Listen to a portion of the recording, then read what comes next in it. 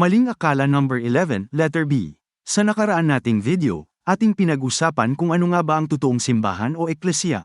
Ating nilinaw na ito ay hindi relihiyon o denominasyon, kundi ito ay tumutukoy sa mga taong mga mananampalataya, mga taong ligtas, sila ang mga taong nanampalataya at itiniwala ang kanilang buhay at kaligtasan ng kanilang kaluluwa kay Kristo at hindi sa relihiyon o anumang gawa ng tao.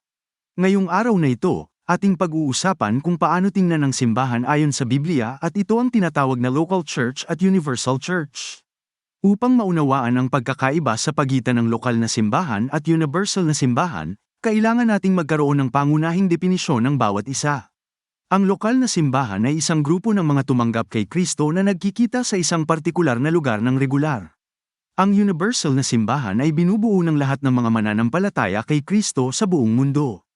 Ang salitang simbahan ay pagsasali ng isang salitang Griego na may kinalaman sa pagtitipon o assembly.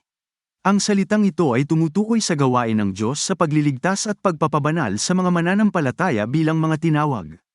Ang lokal na simbahan ay karaniwang tinutukoy bilang isang lokal na pagtitipon ng lahat ng nagpapahayag ng pananampalataya at katapatan kay Kristo. Kadalasan, ang salitang Griego na eklesiya ang ginagamit na tumutukoy sa lokal na pagtitipon, hindi lamang isang tiyak na lokal na simbahan sa isang lugar, maraming lokal na simbahan sa mas malalaking lungsod. Ang Universal Church ay ang pangalan na ibinibigay sa simbahan sa buong mundo. Sa kasong ito, ang ideya ng simbahan ay hindi gaanong nakatuon sa pagtitipon mismo kundi sa mga bumubuo sa simbahan. Ang simbahan ay nananatiling simbahan kahit hindi ito nagkakaroon ng opisyal na pagpupulong. Sa Acts chapter 8 verse 3 makikita na ang simbahan ay simbahan pa rin kahit ang mga miyembro nito ay nasa bahay. Sa Acts chapter 9 verse 31, ang pagsasali ng King James ng salitang plural na churches ay dapat na isalin sa singular na church, na naglalarawan sa universal church, hindi lamang sa lokal na mga simbahan. Minsan ang universal na simbahan ay tinatawag na invisible church, hindi nakikita sa kahulugan ng walang street address, GPS coordinates, o pisikal na gusali at sa kahulugan, na tanging ang Diyos lamang ang makakakita kung sino ang tunay na ligtas.